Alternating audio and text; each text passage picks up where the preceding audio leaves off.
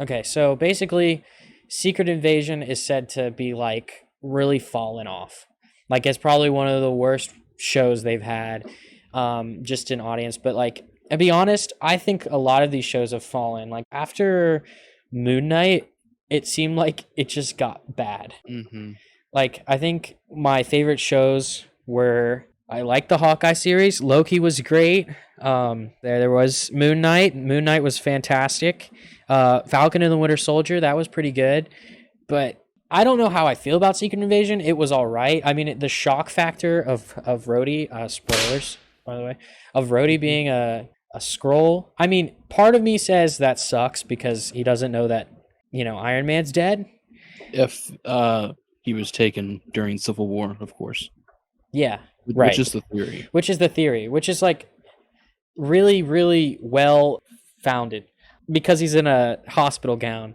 And then I thought to Mhm. myself, maybe he's in a hospital gown because, they were just trying to properly take care of him when they had his brain, when they were looking through his brain on that machine.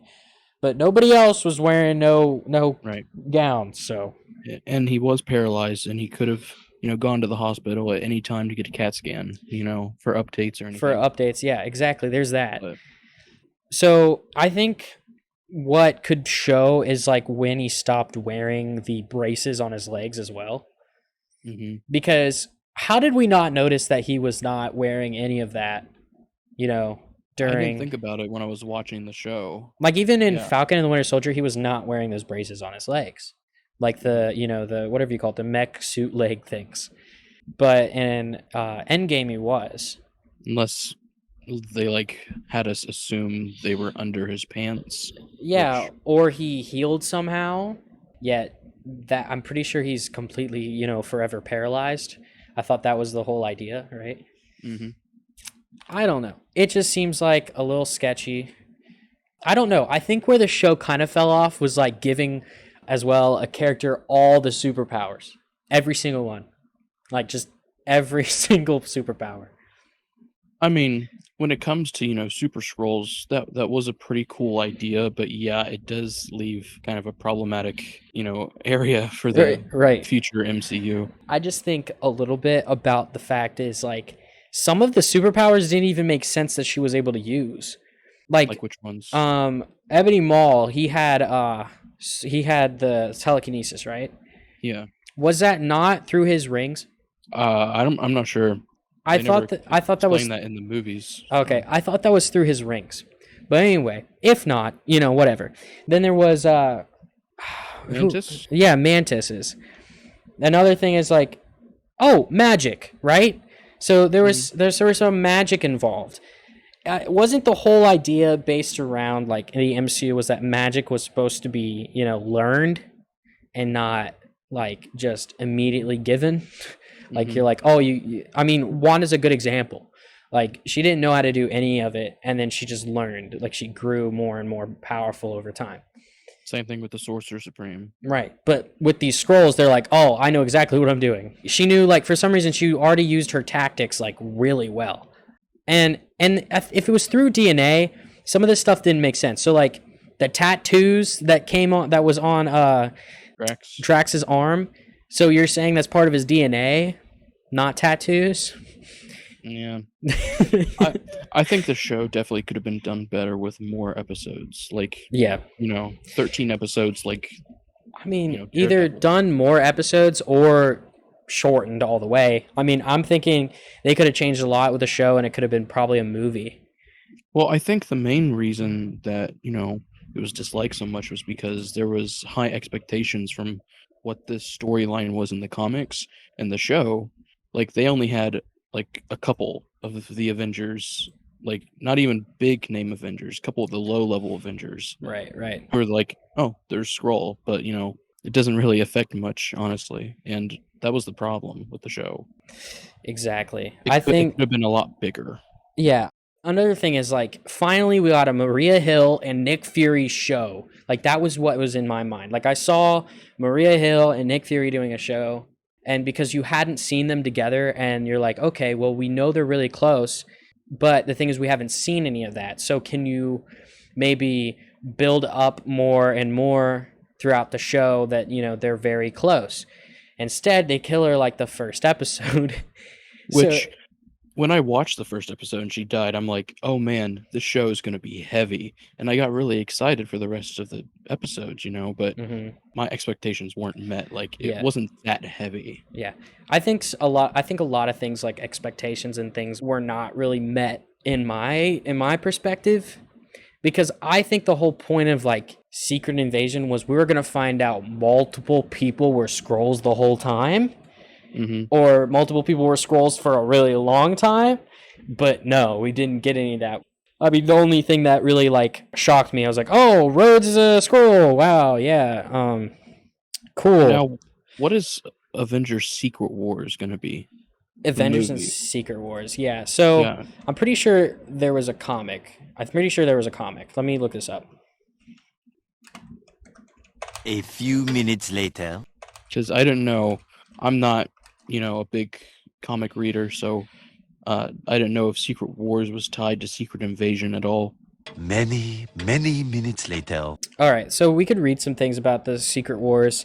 It's a 12-issue American comic book, blah, blah, blah, blah, blah. The series was conceived by Marvel Comics, blah, blah, blah, blah, blah. The plot is a cosmic entity, the Beyonder, which, if you don't know who the Beyonder is, we can briefly talk about the Beyonder. Basically, the Beyonder is a cosmic entity, and he's just, like, really powerful. That's the big thing. So the Beyonder becomes fascinated with Earth superheroes, and he creates Battle World. And Battle World is basically a patchwork planet, and it's a planet in a distant galaxy. He stocks his place with weapons and technology, and then he teleports groups of heroes and supervillains against their will to Battle World. And he says stuff like, "I am from beyond, slay your enemies, and what you desire will be yours." And then he says something like, "Nothing you dream of is impossible for me to accomplish." So the heroes include the Avengers, Captain America, Captain Marvel, Hawkeye, Iron Man, She-Hulk, Thor, Wasp, and Hulk. 3 members of the Fantastic Four, pretty sure it was Human Torch, Mr. Fantastic, and The Thing. And then you have the Spider-Man and Spider-Woman, the mutant teams, X-Man, Colossus, Cyclops, Nightcrawler, Professor X, Rogue, Storm, Wolverine, and then one character nobody really cares about, which is Lockheed the Dragon, but we're not going to talk about that. Magneto is featured as a hero in this comic. So I'm thinking they might put the X-Men in this because they played a heavy role in this whole thing. And it is coming out after Deadpool 3, so that movie could reset the Fox X-Men timeline and just, bring all kinds of new stuff in. So. It'll be really cool to see what they do. But basically, Magneto becomes non-aligned when the Avengers question his presence. And then Deadpool's Secret Wars came out in 2015, and it was revealed that Deadpool was also a chosen hero. But the Wasp accidentally caused the other characters to forget his involvement. The villains included the Absorbing Man, Doctor Doom, Dr. Octopus, Enchantress, Kang the Conqueror, Claw, the Lizard, Molecule Man, Ultron, Volcana, the Wrecking Crew. By the way, the Wrecking Crew, you actually saw them in She-Hulk. So I like how they added them into... So the Wrecking Crew, they have like... super-powered weapons, and they're basically just like a bunch of at least I think that's what they are. Bro, what are you talking about, man? And then you have the cosmic entity Galactus, who also appears as a villain, who immediately becomes non-aligned entity. So the heroes and the villains have several skirmishes. Ultron is drained of energy by Galactus. So basically all these dudes battle it out. All of them. Just all of them. Just all in short, friggin' people die. No, I'm just kidding. I don't know who dies, but I think they just fight to the death. Intensively. Which sounds amazing. Yeah. There's some things that I can read here. Like the X-Men win another battle against the villains. Galactus sends Doom back to his base. He notices the volcanoes and tries to fix the planet. Professor X tells Captain America to fight the villains while they take care of Galactus. Somebody we don't know, which is like Saji, is how you pronounce it, I think, revives Wasp in a villain base. Hulk and Thor show Spider-Man an alien device that they have to recreate their clothing. And guess what? This is how Spider-Man finds the Venom suit. Actually, I know a lot about this part. I've actually read some of these comics.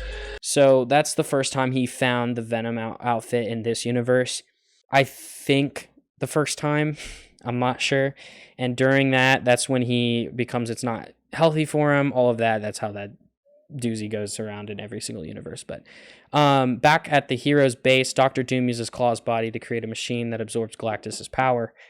With his newfound power, Doctor Doom steals the Beyonder's power. So think about this.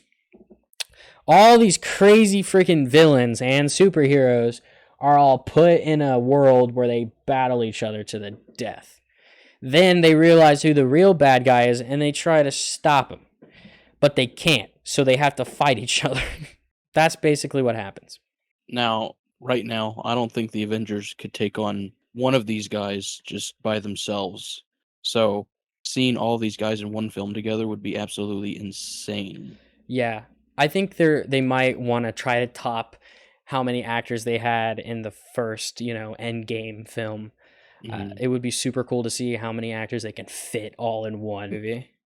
I think Avengers Kang Dynasty is going to be, the current Avengers we have. And then Secret Wars, I think, is going to be, Fantastic Four is going to come in, X-Men's going to come in. And, who knows what actors we're going to have for all them. Yeah, If we're going exactly. to keep the same ones or not. But Side that'd be note, cool. I want to see John Krasinski still as Mr. Fantastic. That is just, yes, please. Need more of that. I agree. I think John Krasinski made a great Mr. Fantastic.